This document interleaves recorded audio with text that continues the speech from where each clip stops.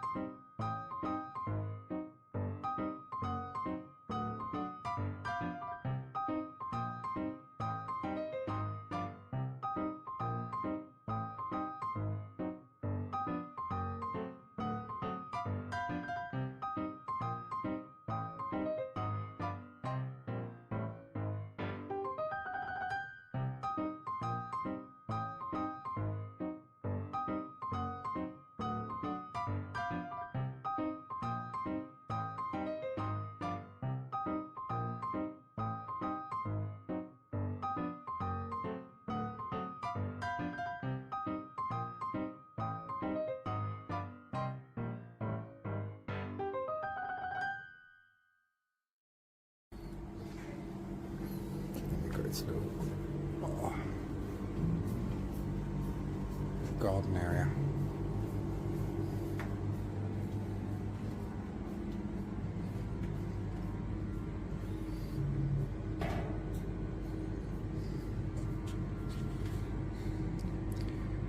£6.50 a pint of Carling, so that's not too bad. For London prices, I've paid more.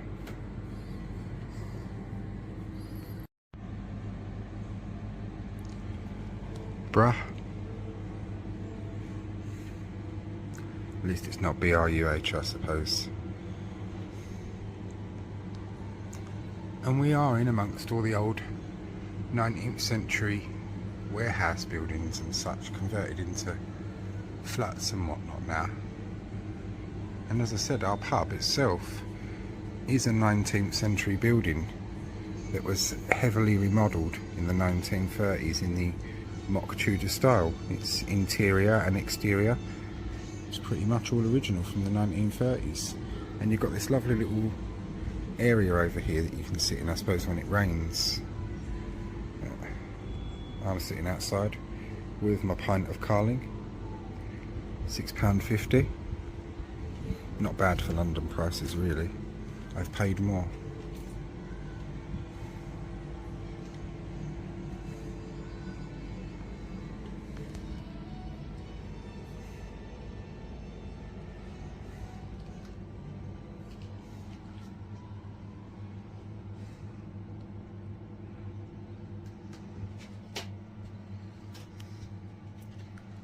Oh, how charming.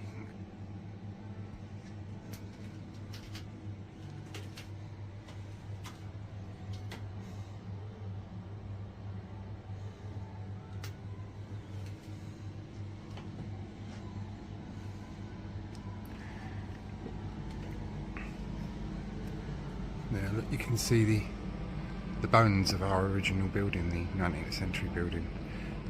And some say that parts of it are older than that as well.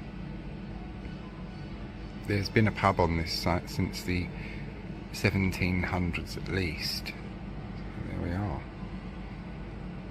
Any historical images and information will follow now.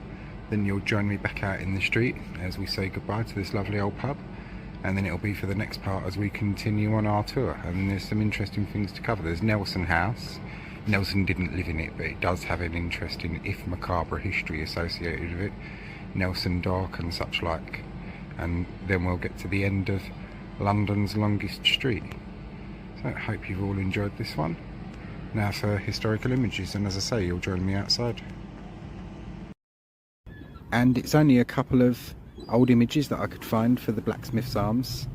I couldn't resist showing this one again and giving it in its context. The Queen Mother. In 1988, the Queen Mother was on her first visit to Rotherhithe since the Blitz days of the Second World War. The Queen Mother and her team of security were passing the blacksmiths when she decided she would like to visit, and the security went in, spoke to the landlord, and she popped in to speak to the landlord and the locals, and even poured a pint of ale. Our next one is the north of Southwark has been affected by flooding several times throughout history. Here we see the fire rescue clearing out the remains of the floodwaters at the Blacksmiths Arms, Rotherhithe Street in February 1953, along with strong support from the locals. So that's our history. You'll join me back outside in the street now as we go on to our next little piece of history, much older than this one. Now for a list of publicans and residents at the address from 1793 to 1944. I'll pause for around 10 seconds on each page.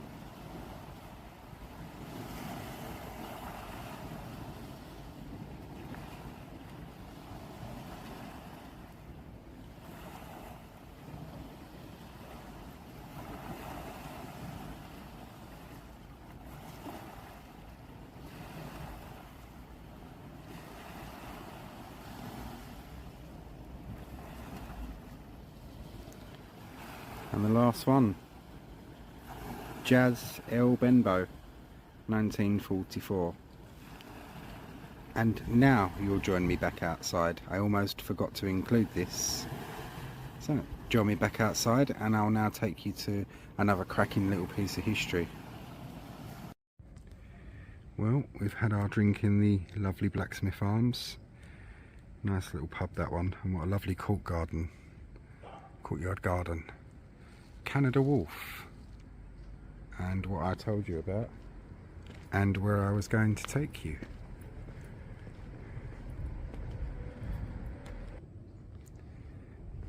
And there are some cracking little bits of history along here.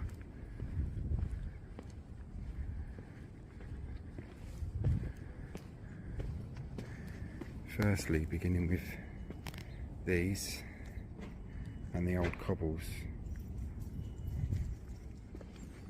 We make our way down this path, and although the buildings around us have changed for many times over the hundreds of years, this pathway has always been accessible since at least the late medieval to early Tudor era. That's the first mentionings of Horn Stairs.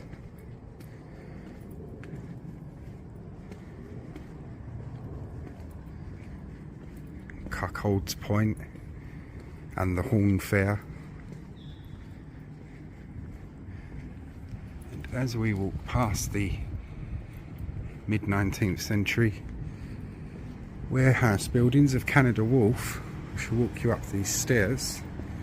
You get a few remnants of the old cobblestones again.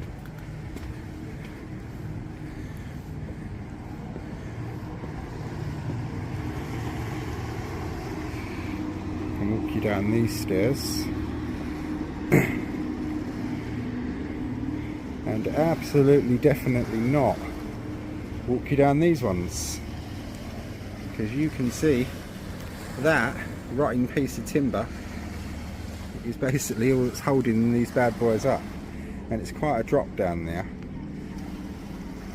These stairs have not been maintained for many years, but you can see even with the 19th century warehouse building or wharf, Canary Wharf, it's been built around our stairs. And these stairs lead down to a causeway. The tide is outgoing, but it's going to be a good while until it goes out further. But I took some pictures before when I was here to show you and better demonstrate the causeway. And this is where, since late medieval, early Tudor times, people would have gone downstairs when the tide was out, walked along the causeway that we're going to see to there, to get a Thames waterman to take you up, down or across river.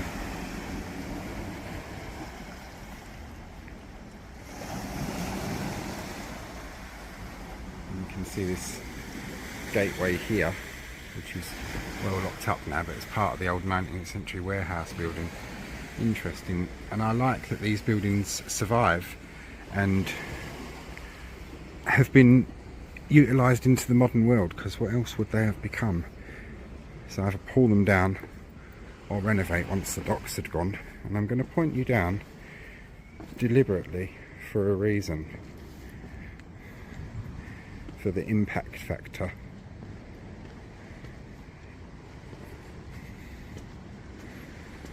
Of this.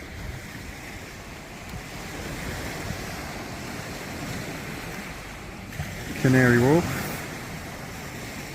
the Isle of Dogs. I remember when I was young, it was just that one there. These are all more recent jobbies that have gone up. And looking down here at Cuckolds Point, we'll get more of a glimpse of that again in a minute as we verge off into its history. But what I want to show you next is here, and it was built deliberately so it could be seen from the river.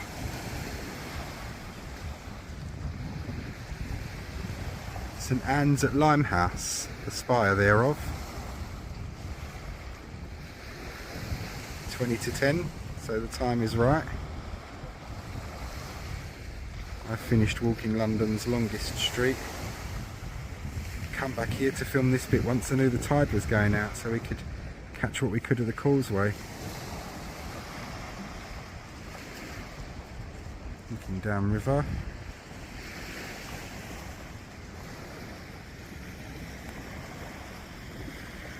Down at our causeway, Horn Stairs and Cuckolds Point, and I'll take you to the history of that now. Horn Stairs marks the position of Cuckolds Point as it's been known for centuries, the point being the centre of the river's bend.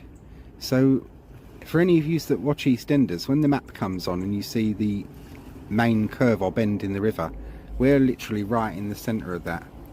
The reason why it's Cuckolds, the same reason why the stairs are called Horn, because for centuries this marked the beginning of the Horn Fair, a festive and very secular procession all the way past Greenwich to Charlton, held every year on October the 18th.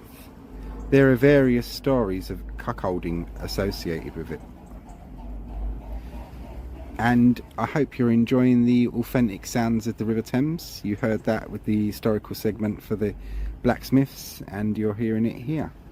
We're based right at Cuckolds Point, and I'm sitting right on the stone steps just above Horn Stairs, and you can hear the Thames. And this is that causeway, some pictures I took before. This is it with the tide right out, and these timbers are centuries old, and the stone causeway is a good few hundred years old as well. It was well maintained over its life. And here you can see better the causeway. The first mentionings of it are in the latter medieval to early Tudor era. Then there are regular mentions of it and the Horn Fair in the 18th century and onwards. A morning with a view of Cuckolds Point by Samuel Scott, latter 18th century. And the building marked with the blue arrow, that's the old Blacksmiths Arms, the 18th century one. And what a different world the river and Rotherhithe was back then. You can see the ships berthed up, and you can see a Thames waterman with people making their way from Horn Stairs down along Cuckolds Point, along the very causeway that we've just been discussing. Right, I hope you've all found this one interesting. Now you'll join me back in the street, and we'll be carrying on our tour from thereafter.